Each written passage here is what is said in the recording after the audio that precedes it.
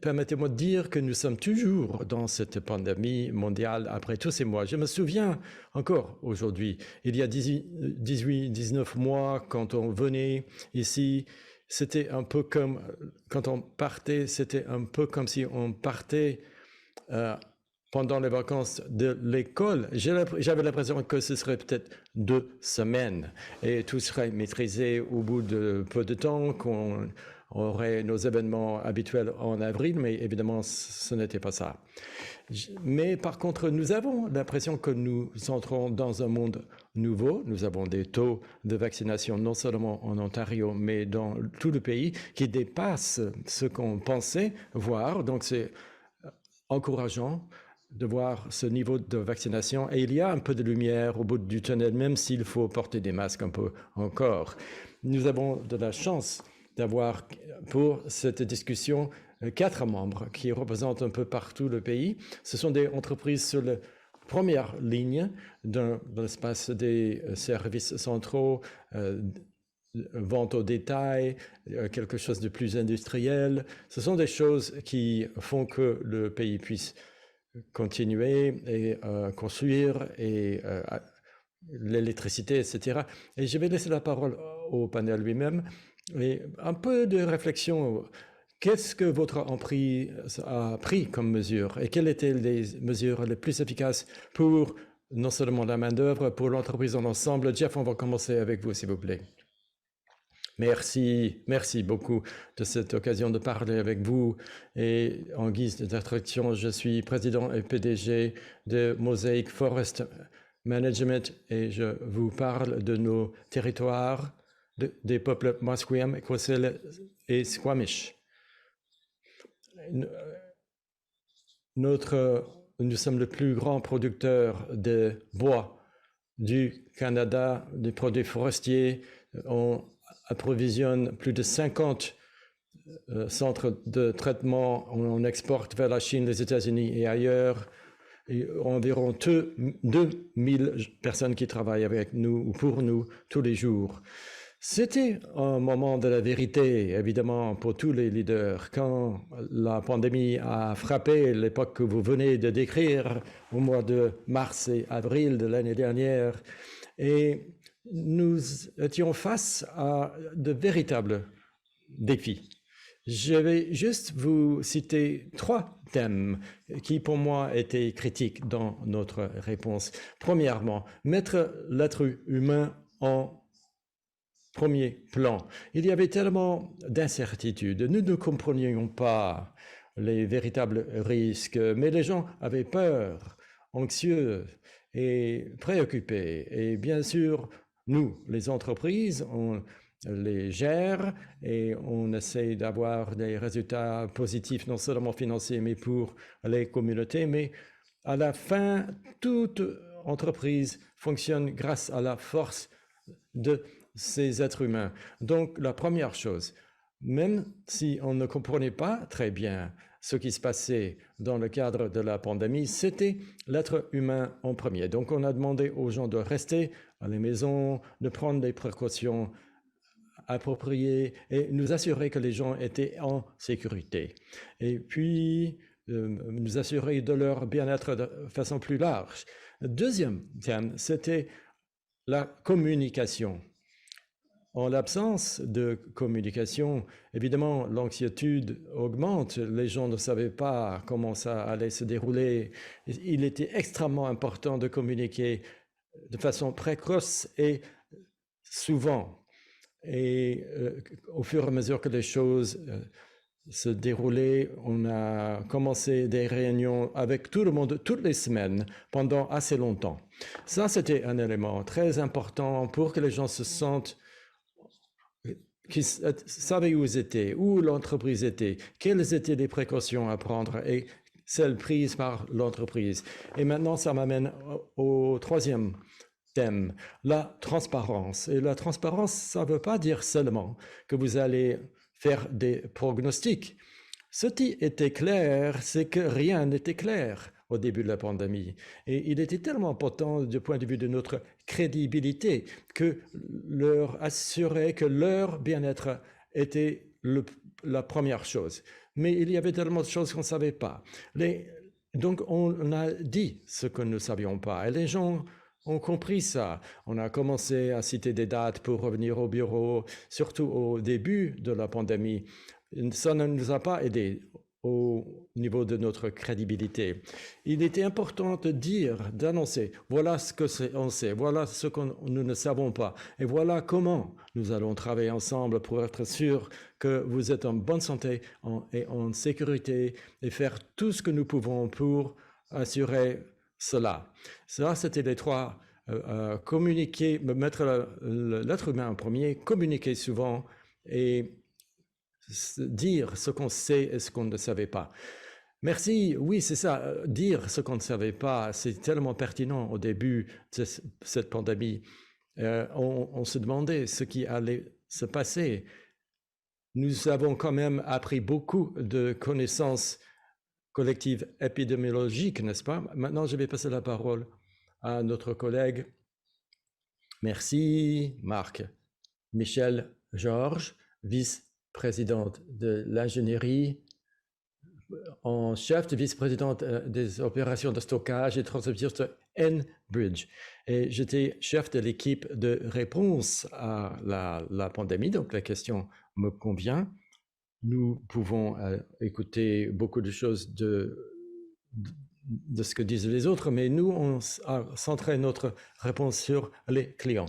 La sécurité était une valeur centrale pour nous pendant cette pandémie. Et je dois dire, je suis tellement fier de nos employés qui ont fait preuve de tellement de dévouement et surtout au niveau de la sécurité. Et quand il s'agit d'une infrastructure énergétique et critique, c'était important. Nous avions déjà pratiqué, on avait déjà de l'expérience à gérer nos opérations dans des situations d'urgence grandes et petites, des tornades, des ouragans, dans, par exemple, les tempêtes du Texas. Donc, quand on a vu la pandémie, on a lancé les plans de crise, le commandement central et pour la prise de décision et les équipes locales. Nous avons lancé plusieurs changements de procédure pour que les gens soient en sécurité. Tout comme Jeff l'a dit, les gens travaillaient à la maison. Ceux qui ne pouvaient pas travailler à la maison, il y avait des centres d'aiguillage et il y avait des stations pour se laver les mains, etc., la distanciation physique, etc. Mais en plus de ces protocoles au niveau de la sécurité physique, il y avait aussi des outils pour la santé mentale, des ressources de bien-être. On vérifiait que les gens allaient bien. Je pense que c'était extrêmement important pendant cette période d'incertitude de suivre les gens, voir comment ils allaient. Nous avons adapté les heures de travail. On a adapté un programme de soins pour les enfants, programme préscolaire aussi. Et nous continuons à fournir plusieurs volets de ces mesures d'urgence. Merci, Michel. Et James, Johnson & Johnson. Merci, directeur général de Johnson & Johnson, Medical Device Companies Canada. Le fait d'être chef pour les engins médicaux, j'étais aussi dans l'équipe de gestion des crises et en plus d'être une des plus grandes entreprises des soins de santé au Canada, nous avons aussi des antennes à l'étranger, des centres de distribution un peu partout. Nous avons plusieurs éléments de chaîne d'approvisionnement. En plus du travail au bureau, je peux vous entrer davantage en détail tout à l'heure si vous voulez. Je pense que plusieurs choses ont été dites déjà au début. Oui, il fallait mettre l'être humain en avant en premier. Nous sommes une organisation de soins de santé après tout, donc nous voulons suivre les études scientifiques et communiquer tout cela à nos équipes. Et quand on voulait mettre l'être humain en premier, nous étions tous devant l'inconnu. Nous ne savions pas comment le virus allait passer de l'un à l'autre et des questions de santé communautaire. Le fait de mener une réflexion et puis la responsabilité de communiquer les informations fondées sur des preuves. C'était important pour appuyer la communauté qu'on dessert et il a fallu quand même éteindre beaucoup de ces faux rumeurs, etc., qu'on entendait. Au milieu, un peu comme tout le monde, on a suivi les orientations de santé publique. C'était devenu la norme pour tout le monde. On travaillait à la maison.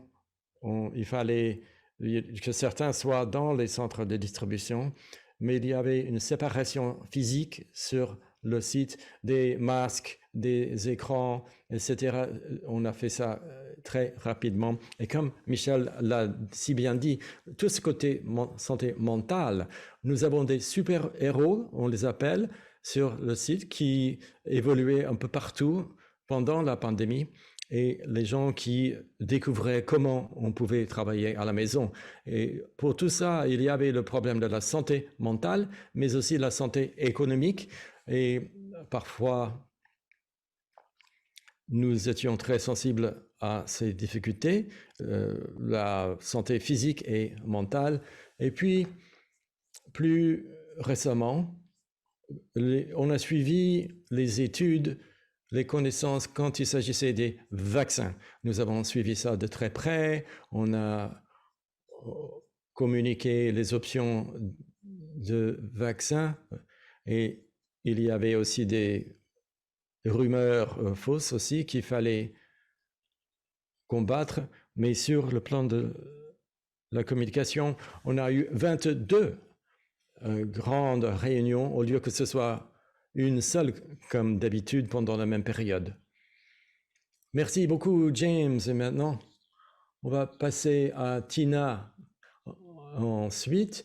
Et on veut tout d'abord remercier Tina pour le travail qu'elle a fait pour le conseil et les co-présidentes. Mais Tina était vraiment dans les tranchées, si vous voulez. Elle était sur le front quand il s'agissait de développer les trousses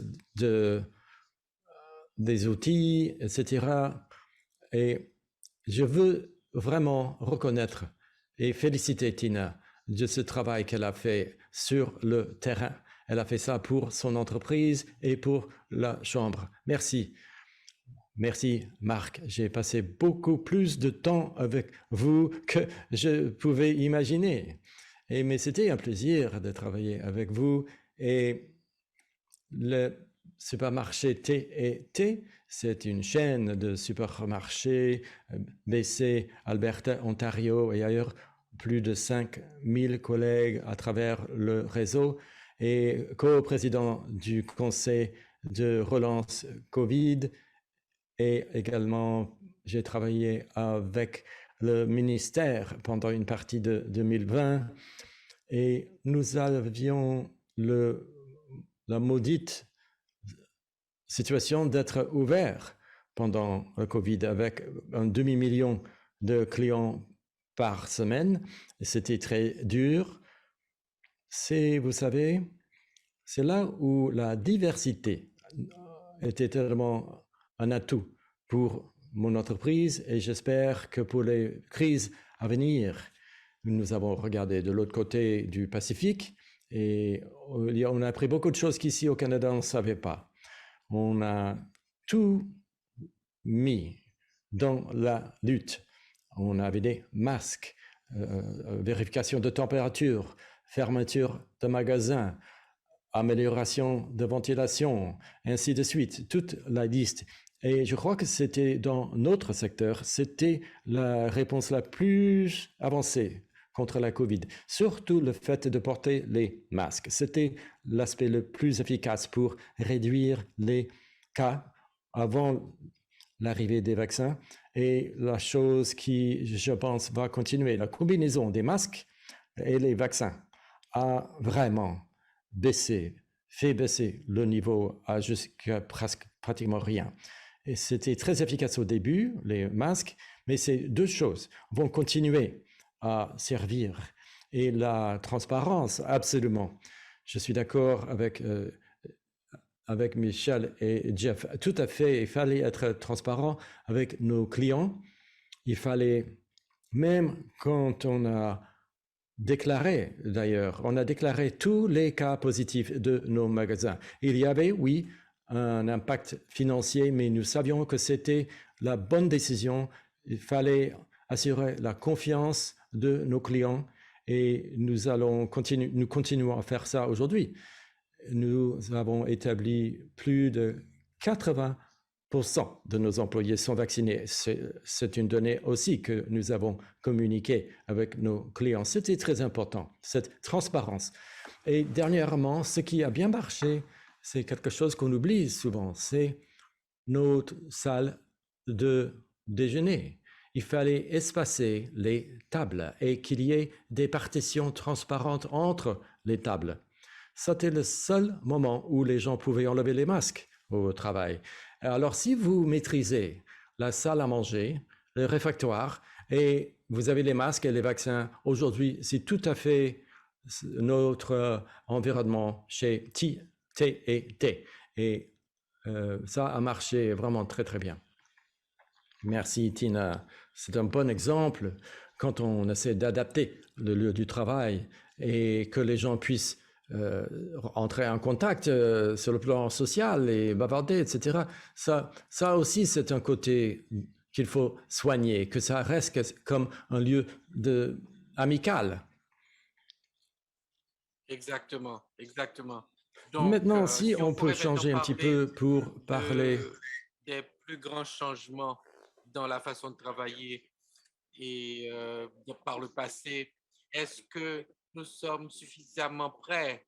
Jeff, à toi d'abord, des gens qui sont peut-être au bureau et chez eux, vous avez une perspective peut-être unique à ce sujet. Merci, Marc. Alors, la question est la suivante. Est-ce que les choses vont changer? Est-ce qu'elles ont changé? Absolument oui, mais pas autant que les gens croyaient. Donc, j'explique. Évidemment, dans certains contextes tels que Tina a expliqué, quand il y a un partage de logements, évidemment, on va, ou de bureaux, on va continuer à utiliser les mesures de sécurité.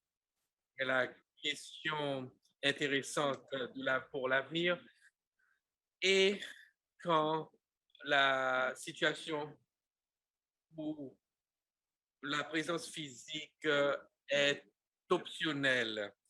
Alors la question, est-ce qu'on devrait ou non travailler à distance quand c'est un choix plutôt qu'une obligation d'être présent? Euh, du point de vue de bureau, il faut travailler à distance si on peut, mais les relations comptent. La réalité est que l'efficacité et la productivité en général de ces personnes, en partie, étaient dépendantes aux relations tissées avant la pandémie. Cet aliment, cette inclusivité culturelle, la façon dont on fait les choses, la connexion entre les gens, de manière ultime, est cimentée et cristallisée quand les gens peuvent être ensemble face à face. La réalité de l'avenir, c'est que nous étions plus ou moins, quand tout le monde était dans le monde virtuel, ça allait plus ou moins bien. Ça fonctionne exceptionnellement bien quand les gens sont ensemble physiquement, mais quand certains sont physiquement présents, d'autres sont à distance, ça ne marche pas aussi bien. On n'a pas encore la technologie d'efficacité des coûts qui peut inclure les gens à distance quand il y a beaucoup de gens qui sont dans la salle. Donc, c'est un vrai défi de l'avenir et dès à présent, est-ce que les entreprises donc, sont suffisamment prêtes pour ces personnes qui travaillaient à distance pour la plupart et cherchent une transition maintenant ou bien très, très prochainement? En général, les gens ne sont pas encore prêts. Je ne sais pas combien de personnes ont de nouveaux employés depuis 18 mois ont été embauchés. Si vous aviez les chiffres, vous verriez qu'il y a un grand nombre de personnes depuis 18 mois qui se sont joints à une organisation. On ne parle même pas des travailleurs, mais il y a eu certainement beaucoup de départs et de nouveaux entrants. Mais les gens qui entrent à nous pour la première fois, est-ce qu'ils seront bien formés et est-ce qu'ils auront un mentoring adéquat? Et je pense que nous ne sommes pas encore prêts, pas vraiment, pas vraiment. Merci, merci Jeff. Je sais que on a parlé de ton opération hybride, certaines personnes en dehors, certaines personnes au bureau. À quoi ça ressemble pour toi? Je commence là où Jeff a laissé. Je vais parler globalement. Plutôt, J&J a 16 000 nouveaux partenaires à travers le monde. Depuis les 25 ans que je suis à J&J, j'ai établi des connexions, crédibilité qui sont critiques pour le succès, comme Jeff l'a mentionné, et pour faire avancer. Et je crois que les nouveaux entrants souffrent, et c'est vraiment quelque chose d'important que Jeff a souligné. Certainement, numérique, virtuel, ça va rester. Évidemment, il y a quelques problèmes techniques jusqu'à présent. On, on fait face à cela, mais on va continuer d'être productif et éviter de prendre la voiture. Mais de manière légitime, je crois que, et les chiffres le montrent, je crois, il y a des pics et des bas. Ben, en ce qui concerne les tâches, la productivité est là. C'est fondamentalement vrai. Mais la grande question, comme Jeff le disait, c'est les choses moins tangibles. Deux points. Premièrement, l'innovation. Nous tous, devant ces écrans, tout le monde, on est dans un environnement beaucoup plus complexe et tout cela. Et des défis très complexes qui demandent une perspective intégrée et euh, référenciée. On est dans des silos, dans des cloisons étanches et il faut parfois réunir tout le monde dans la même salle physiquement. Donc, c'est quelque chose, c'est là où le bas blesse quelque part. Il y a aussi la culture, comme Jeff le disait, pas seulement pour les nouveaux venus, mais nous tous, on essaie d'être le plus performant possible par rapport à la diversité et l'inclusion pour le travail et d'autres initiatives culturelles pour faire avancer nos causes aussi. Ce genre de choses sont très difficiles à faire avancer à travers les tuiles, les zooms. Nous sommes là du point de vue de la productivité, mais pas du point de vue culturel ou innovation. Donc, c'est une demi-réponse, mais la réalité est que les gens aiment la flexibilité de travailler à la maison, d'avoir la capacité de gérer leur travail, l'équilibre travail-maison et travail au travail. Euh, mais la réalité, c'est que localement et globalement, on va continuer un certain talent à cause de cette décision, mais c'est un prix qu'on est prêt à payer pour nos objectifs en tant qu'organisation. Merci, James. Je pensais, même hier, quand j'étais au bureau pour la première journée du AGF, je pouvais parler à un collègue et rapidement, en 10 minutes, ça m'a économisé 10 emails. Donc, dynamiquement, quand on parle, ça va plus vite. Souvent, on reste collé devant l'écran et c'est pas très utile. Michel, à toi. En tant que leader dans le monde de l'entreprise, on a parlé du nouveau normal, mais comment est-ce qu'on communique le nouveau normal et comment est-ce que le staff s'approprie cette vision? Et surtout quand on n'est pas sûr de l'avenir de cette nouvelle normalité. Je crois que c'est une excellente question. Je suis sûr que nous tous, nous luttons avec cette question. On ne sait pas vraiment quand la pandémie va être terminée. Il s'agit fondamentalement pour moi d'agilité et de flexibilité. On apprend à vivre avec ce virus et on évolue le travail avec. On fait évoluer le travail. On a entendu parler de la communication. Évidemment, ça a été tout à fait vrai pour nous aussi. Pendant toute la période de la crise, on s'est concentré sur la communication claire et transparente et on continue cela vers l'avenir. Je crois que ça a été très bon. On partage les mises à jour sur les lignes directrices de santé et les politiques et les protocoles. Mais maintenant, on profite aussi pour partager sur le monde de notre entreprise et ce qui s'y passe. Mais je pense aussi qu'il nous faut vraiment rester flexible alors qu'on répond aux changements. Et c'est ce qu'on entend de plus en plus. On peut maintenant retourner au bureau, on ne sait plus. Qu'est-ce qu'on va faire maintenant? On envisage le futur de la flexibilité. Un autre défi, c'est que le mot flexibilité a des connotations différentes pour chaque personne. Donc, on voulait parler aux employés pour voir ce qu'ils entendaient par flexibilité, quelles étaient les valeurs qu'ils cherchaient. Et sur la base de leurs informations, on a essayé les intégrer dans les programmes. Le point sur la flexibilité était très important. Michel, quand on pensait en avril 2020, ensuite la date de normalité a changé jusqu'à présent d'ailleurs. Donc la flexibilité, évidemment, c'est le nom, c'est le maître mot. Une petite histoire que j'aimerais partager. J'ai demandé à quelqu'un d'être leader du redressement et je pensais, ah, ça va durer 6 mois. Voilà, nous sommes 1 mois et demi, 1 an et demi plus tard, donc je suis d'accord. Donc, cette question pour toi aussi, on en a beaucoup parlé depuis 1 an déjà.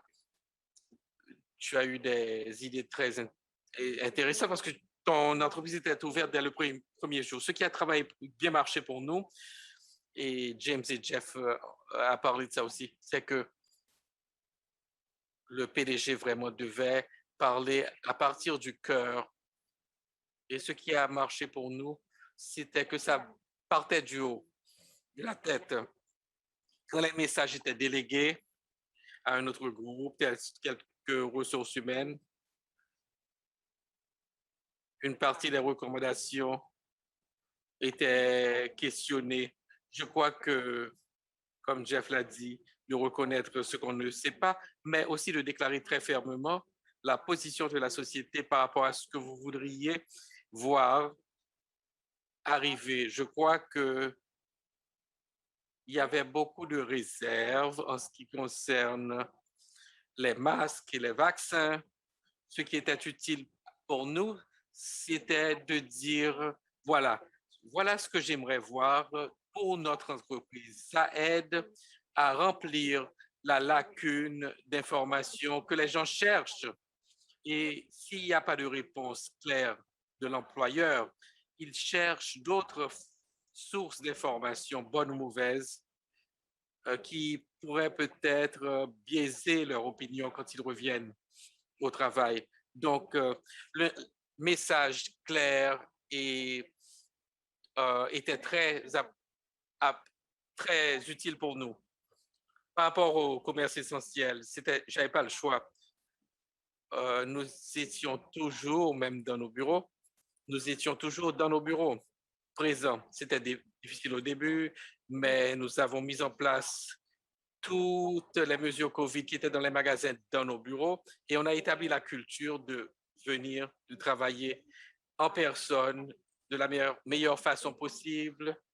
Et évidemment, il fallait garder la nourriture sur les rayons. C'était notre rôle au début de la crise.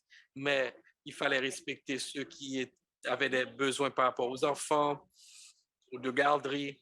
Mais on a retiré la friction par rapport à la question qui reste, qui vient au travail, qui reste à la maison par rapport à qui vient. Il y a des gens qui s'enregistraient pour rester à la maison par rapport à ceux qui s'enregistraient pour venir. Nous, on a mis la priorité sur la liste des personnes qui restaient à la maison. Comme ça, on savait que tous les autres venaient. Donc, retirer ces frontières entre ces deux groupes nous a beaucoup aidé. Je crois fermement dans la mantra que la culture a besoin de stratégie. Et ce que tu as dit sur l'importance qu'il faut avoir un magnifique plan, mais s'il n'y a pas la culture et l'esprit de corps qui va avec, toute autre chose va tomber à l'eau. En ce qui concerne la dynamique sur les lieux de travail, les petites et moyennes entreprises essaient de comprendre les obligations vaccinales Et on a parlé de certains de ces thèmes déjà. Étant donné les forces de travail très diversifiées, comment est-ce que vous gérez la dynamique très difficile à naviguer autour de cette question? Jeff, merci. Évidemment, c'est une question difficile qui confronte les droits individuels par rapport aux droits collectifs dans ma vie qui est déjà bien longue. C'est une question de déontologie, de moralité qui atteint vraiment des sommets et qui est très clivante. On l'a vu, des expressions politiques au Canada et aux États-Unis, autour du monde, sur ce clivage. La vaccination de masse, absolument, c'est l'avenir. Et il nous faut vraiment applaudir nos gouvernements, nos politiciens, nos leaders, les personnes ici, d'avoir poussé très beaucoup la vaccination. On peut être très fier en tant que Canadien. Nous avons démarré un peu lentement. On a eu du mal à partir, mais les États-Unis étaient devant nous en ce qui concerne les vaccins. Mais là, nous sommes au haut de la pyramide. Donc, c'est magnifique. Mais maintenant, qu'est-ce qu'il nous faut faire en tant qu'employeur? La première obligation d'un employeur, c'est la sécurité et le bien-être de nos gens. Tous les panélistes l'ont mentionné, ça doit être une priorité absolue. Effectivement, le premier ordre du jour, c'était de faire sortir les gens qui étaient dans le bureau. Retour au bureau maintenant. Ça voulait dire pour nous qu'il fallait être doublement vacciné, pas de visiteurs si vous n'avez pas un doublement vacciné. Maintenant, quand la distanciation sociale est possible, c'est bien. On n'est pas encore à ce point. Les gens indiquent ce qu'ils veulent. Je peux partager avec ce groupe et je suis sûr que ça s'est vu dans nombre d'entreprises représentées ici. Parmi nous, il y a des personnes qui sont en faveur des vaccins. C'est la majorité, la grande majorité. Il y a certaines personnes qui sont contre. C'est la petite minorité. Il y a quelques personnes qui ne se déclarent pas d'un côté ou d'un autre. Donc, c'est une situation très complexe. Nous avons tous déclaré nos opinions, qu'il nous faut retourner au travail physiquement. C'est important pour la santé, la vitalité des entreprises. Pour l'avenir, ce n'est pas durable de travailler de manière continue à distance. Il faut une interaction des personnes physiquement. Donc, que faire? On signale à tous nos employés que on avance vers l'obligation vaccinale. On leur donne un préavis très large. Quand on retourne au bureau au Nouvel An, les personnes peuvent envisager que les mesures qu'on va prendre seront selon ce que je viens de dire. Ce n'est pas encore formel, mais on attend la 4e vague. On va voir si elle s'atténue ou pas. Au Nouvel An, si la situation est bonne, on va déclarer cette position. Mais c'est très difficile. J'ai beaucoup d'empathie pour les personnes qui ont pris position. Je ne suis pas nécessairement d'accord avec elles, mais on a développé un vaccin.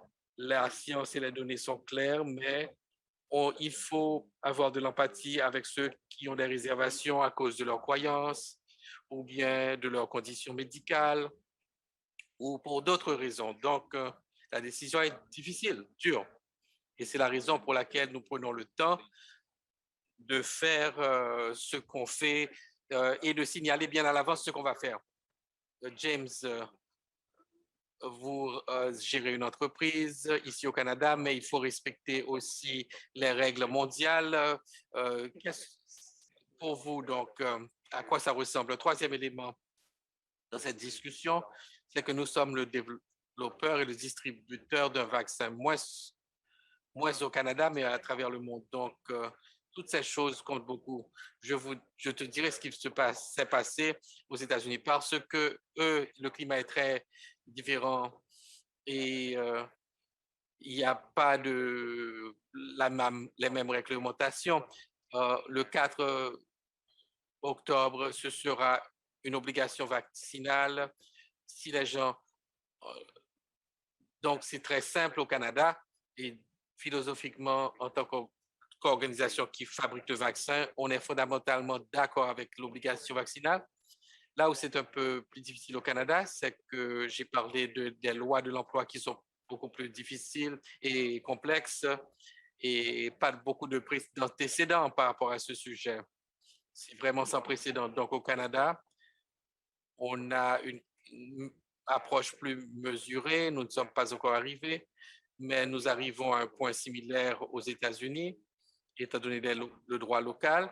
Mais au début, quand on a ouvert nos bureaux, il fallait être doublement vacciné ou bien attestation avec un test rapide.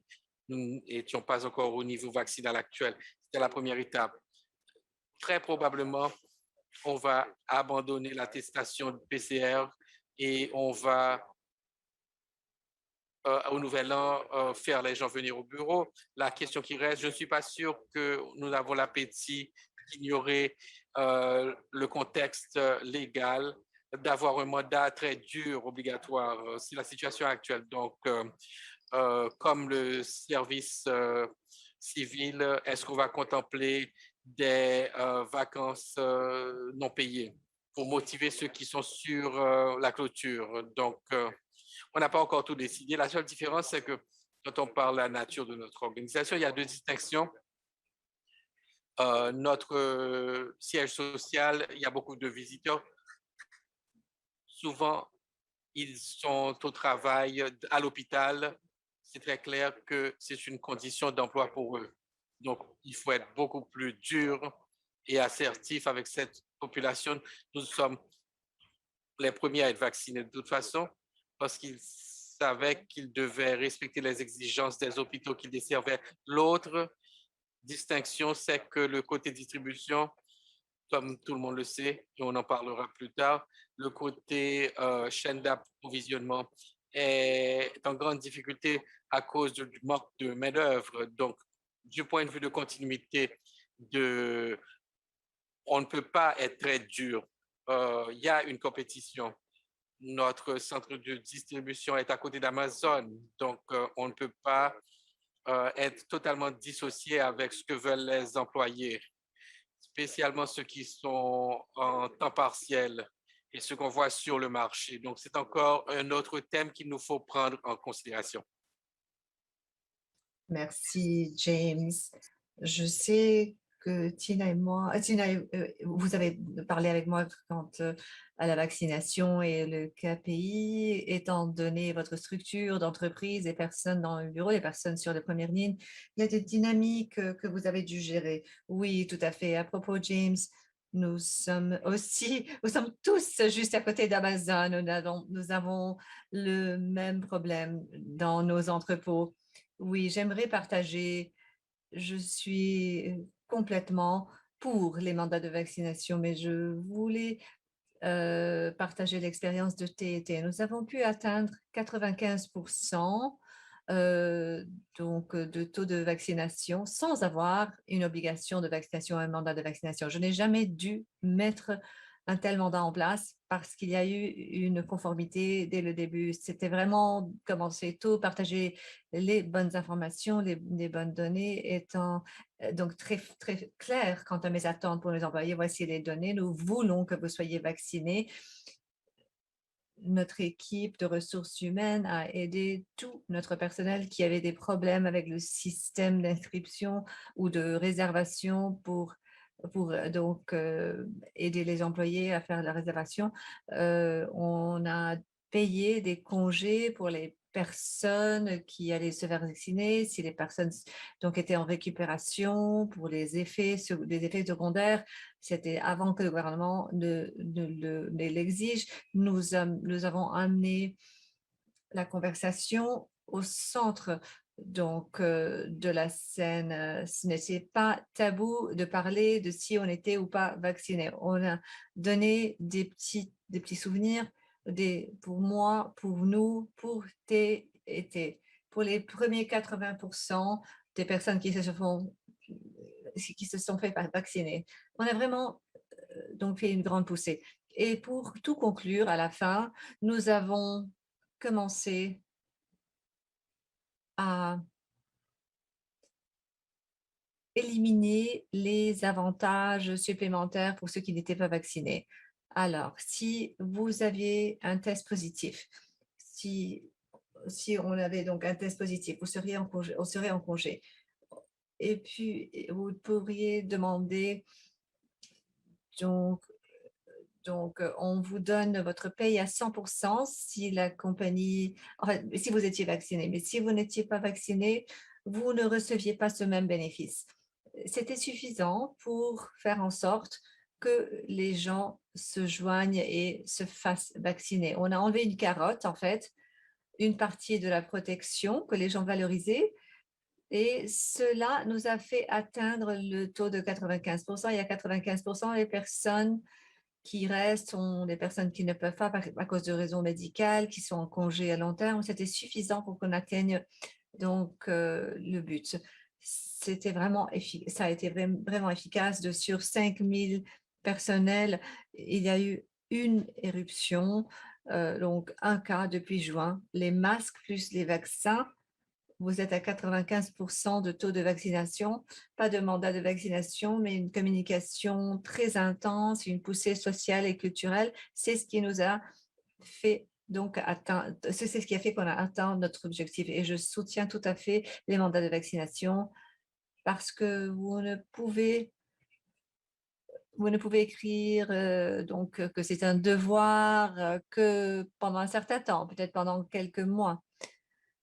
Mais le coût d'affaires d'avoir des cas positifs, l'angoisse que cela crée pour le personnel, je soutiens tout à fait, Jeff, ce que vous avez dit. C'est vraiment merveilleux, 95%. Vous avez une performance qui va au-delà de la performance du pays. Et merci pour cet exemple. Ça peut vraiment avoir un impact sur le monde réel. Michel, j'aimerais passer à vous. Il y a beaucoup de personnes dans le public. Les chambres n'ont pas simplement le rôle d'offrir les meilleures pratiques pour les entreprises, mais de jouer le rôle de défenseur, de plaidoyer pour ces entreprises.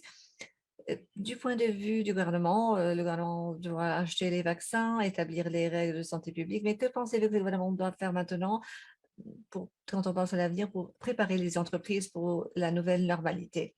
C'est une très bonne question. Il y a certains domaines qui me viennent à l'esprit. Premièrement, l'utilisation de la technologie pour gérer nos entreprises. Cette utilisation a augmenté. Et là, il y a l'augmentation du risque des cyberattaques. Et si ces attaques ont lieu, les conséquences peuvent être très débilitantes. Pour nous, il faut se pencher sur ce qui se passe sur la pipeline avec le ransomware. Cette attaque a donné lieu à de nouveaux règlements aux États-Unis pour protéger les données et le consommateur. La collaboration entre les entreprises, le gouvernement et les organes réglementaires, cette coopération est très importante dans la nouvelle approche. Aussi, augmenter le soutien pour le développement et le déploiement d'innovations existantes et prouvées. Il inclut le soutien direct à des entreprises qui veulent adopter des solutions novatrices qui pourraient aider dans des circonstances économiques. Par exemple, pour la transition énergétique, nous utilisons, donc il y a donc l'utilisation du gaz pour les camions les camions poubelles. Il y a aussi donc des projets qui prouvent la faisabilité du mixage d'hydrogène. Troisièmement, travailler avec des communautés autochtones pour renforcer les compétences et participer pleinement aux nouvelles opportunités pour permettre un investissement actif dans de nouveaux projets. À les programmes tels que le partenariat des ressources naturelles autochtones, donc la formation et le renforcement de compétences pour les peuples autochtones et autres. Et finalement, une stratégie de croissance industrielle où le gouvernement, la préfecture d'industrie pour vraiment créer une politique sur le commerce à long terme qui soutient l'énergie et tout ce qui accompagne le monde des affaires. Certainement, pour ce qui concerne la cybersécurité, nous entendons des entreprises de part du pays par celles qui ont été frappées. Cela a donc nous parle vraiment de ce à quoi font face les entreprises dans ce nouveau monde, dans ce monde numérisé. James, à vous. C'est une très bonne réponse par Michel. Quelques éléments que j'ajouterai. La cohérence et la question invite un feedback constructif au gouvernement. Je dirais, avant de mordre, je dirais que oui, qu'on peut tous être d'accord de façon objective à base des comptes, des comptes de cas, de taux de décès et du déploiement des vaccins, que les provinces ont fait un merveilleux travail dans la gestion de cette pandémie, alors relative au père sur la scène internationale. Néanmoins, il y a toujours des leçons à tirer. Je pense que la partie cohérence en est une. Nous avons une structure merveilleuse, une structure politique au Canada, mais un des plus grands défis, c'est cette interaction entre le niveau fédéral, provincial et territorial, surtout quand il s'agit des soins de santé et donc de la santé publique. On a tous vécu cela quand on décidait quel vaccin prendre, Moderna, Pfizer. Je pense que je suis sortie de mon deuxième vaccin d'AstraZeneca comme employée de Johnson Johnson, très fière.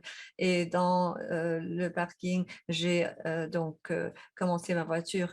On me disait de prendre un autre vaccin comme deuxième dose de RMNA. Cela crée et s'il y a de gros problèmes comme celui-ci, il faut qu'on se réunisse en tant qu'organisation et qu'on s'attaque à ces problèmes de façon holistique et qu'on mette les institutions politiques de côté pour la cohérence du message qui est transmis aux citoyens. Aussi, il y a la partie du leadership. Nous avons parlé de l'obligation vaccinale et le fait qu'au Canada, il n'y a pas de précédent pour guider ou orienter les PME sur ce sujet. Et je suis compatissant, je suis dans une grande organisation avec beaucoup de soutien juridique, beaucoup de fonds à gérer. Le fait que quand on va être poursuivi en justice, mais si vous êtes un petit entrepreneur, propriétaire de gymnase ou restaurant, vous êtes vraiment sur les premières lignes et il fallait que vous preniez des décisions avant tout le monde quant au vaccin, au passeport vaccinaux. Et je sais que le gouvernement fédéral et autres ont commencé à mettre des procédures et des politiques en place. Ils auraient pu le faire quand même un peu plus tôt, avec plus de cohérence, et peut-être exercer une autorité législative autour de ces sujets pour donner plus d'éclaircissement pour les entreprises à l'avenir. Voici les deux éléments que j'ajouterai. Une autre question que je voulais poser à tout le monde autour des défis de main-d'œuvre et de chaînes d'approvisionnement qui émergent.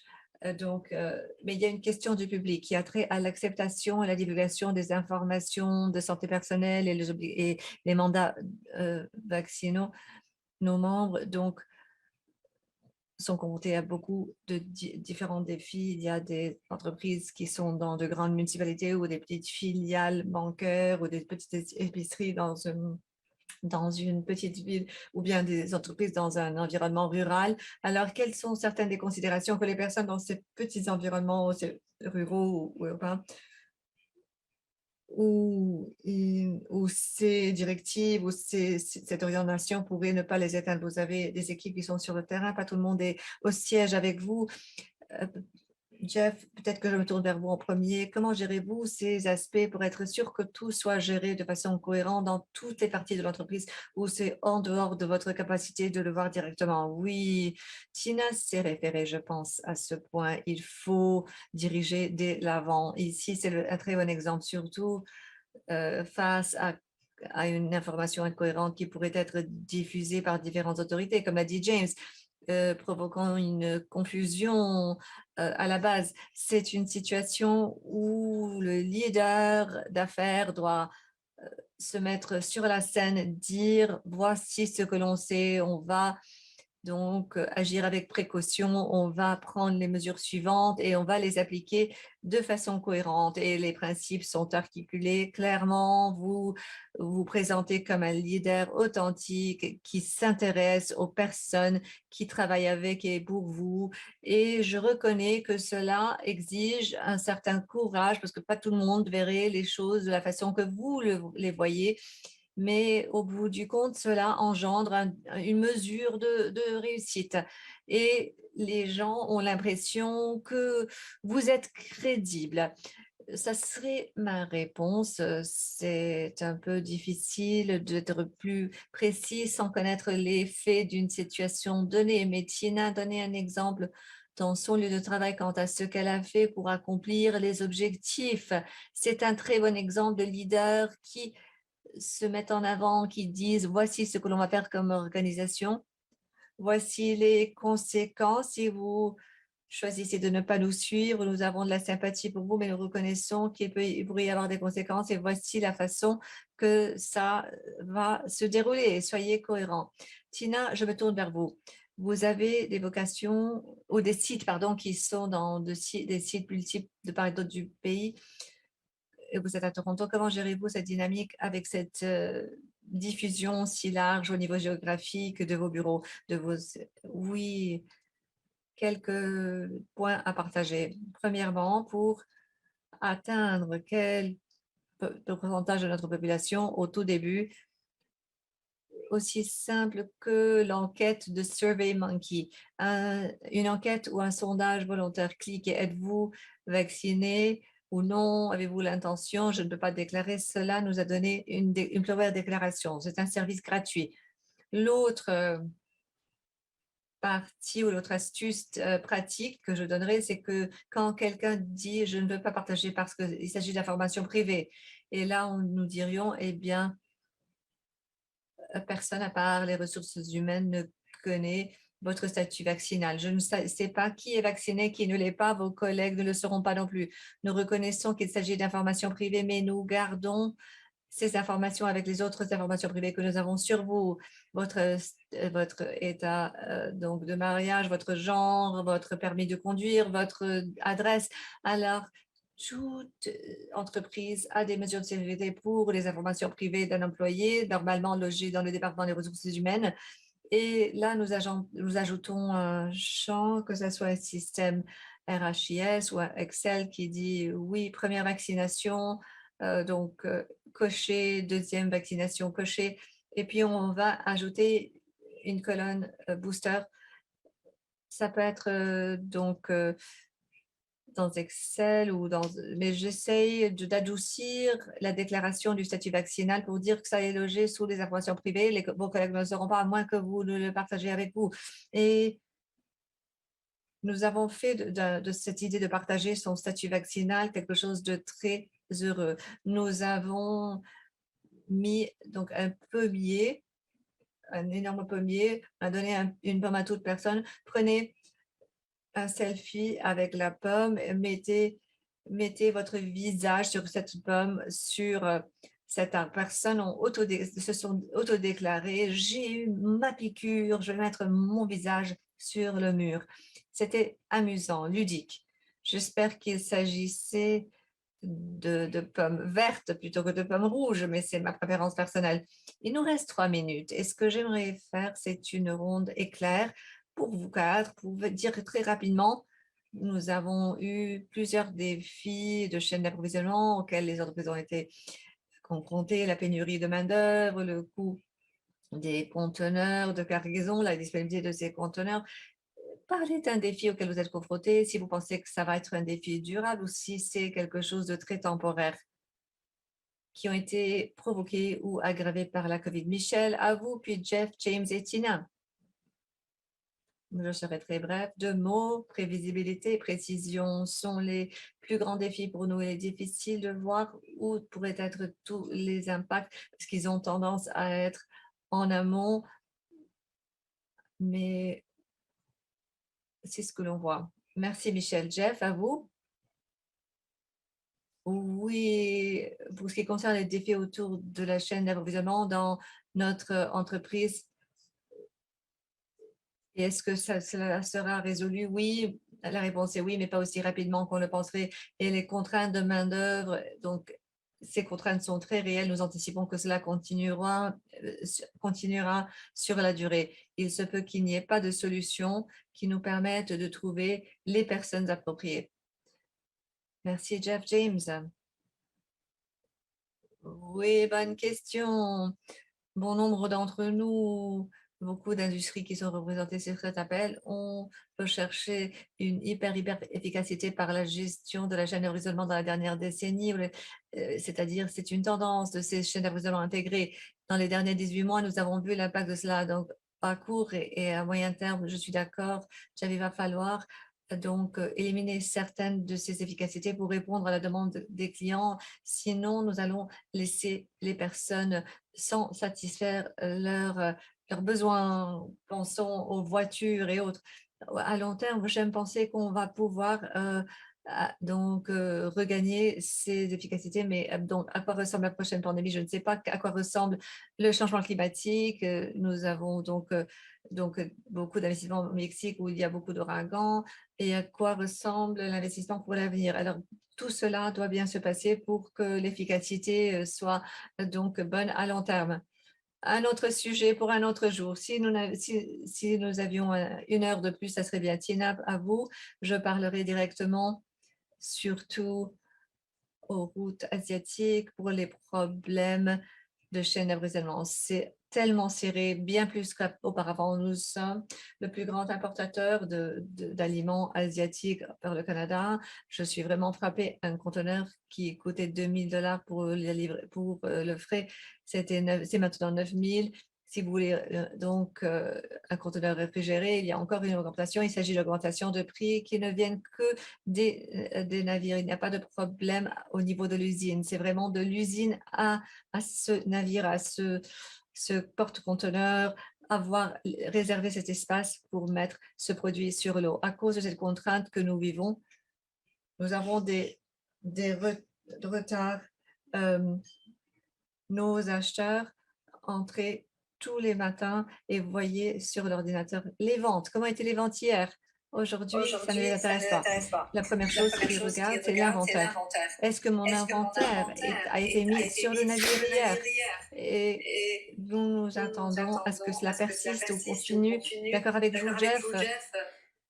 C'est plus long que ce que j'avais anticipé. J'espérais que ça se terminerait à la fin de 2021. Maintenant, récemment, j'ai dit mi-2022. Maintenant, je pense que ça va durer jusqu'à la fin de 2022. Alors, ce Noël, nous avons fait nos commandes en juillet. Et à Noël, quiconque aura un inventaire va gagner. Si vous n'avez pas de produits sur l'étagère, vous êtes mort, en fait. Et donc, l'information que je vous transmettrai, c'est placez vos commandes avec beaucoup de délai d'avance. C'est ce qui aidera à vous sauver pour continuer vers 2022. Il faut que nous acceptions cela. Il y aura de vraies augmentations de prix qui vont être passées aux vendeurs au détail, aux clients. Il s'agit d'impacts réels et de longue durée qui vont durer jusqu'en 2022. Je dois dire que j'étais tellement surpris quand il y a quelques semaines, vous pouvez faire vos achats pour Noël, pour vos enfants, et j'étais tellement surpris, c'est même pas Halloween. Absolument, moi aussi j'ai déjà terminé. Vous êtes plus parents que moi alors. J'ai commencé il y a 2 mois. Si vous voyez quelque chose sur l'étage, quel que soit l'étage, achetez maintenant. J'ai acheté des chaussures pour la neige au mois d'août, et il y a des ventes, n'est-ce pas, les rabais, est-ce que les vélos, ça coûte, les ventes sont plus élevées ou plus bas? Vous allez deviner que c'est plus haut, non? Mais en fait, les ventes de vélos ont baissé de 10% au Canada à cause d'un manque d'approvisionnement. Ils ne pouvaient pas les construire, et maintenant, les vélos arrivent en octobre. Et c'est pas logique. Et donc, tous les détaillants font face à cette situation où les plus grands sont en train de fretter des navires eux-mêmes. Et dans le monde du détail, c'est comme ça. Même si vous n'êtes pas détaillant, ça vous arrive au niveau de l'emballage et puis les pièces détachées. Et donc, cette planification précoce, vraiment, et il faut prendre en compte les augmentations de prix. Et le pouvoir d'achat, il existe encore du pouvoir de l'achat, ça oui. Voilà, sur ça, je tiens à remercier Tina, Michel, Jeff et tous. Merci d'avoir partagé avec nous et je veux surtout féliciter Cyrus qui n'a pas pu connecter, mais c'est une entreprise qui assure beaucoup de services partout, en Nouvelle-Orléans, Halifax, partout. $250 000 pour un navire. Je vous remercie à tous d'avoir fait que l'économie avance, même pendant la pandémie.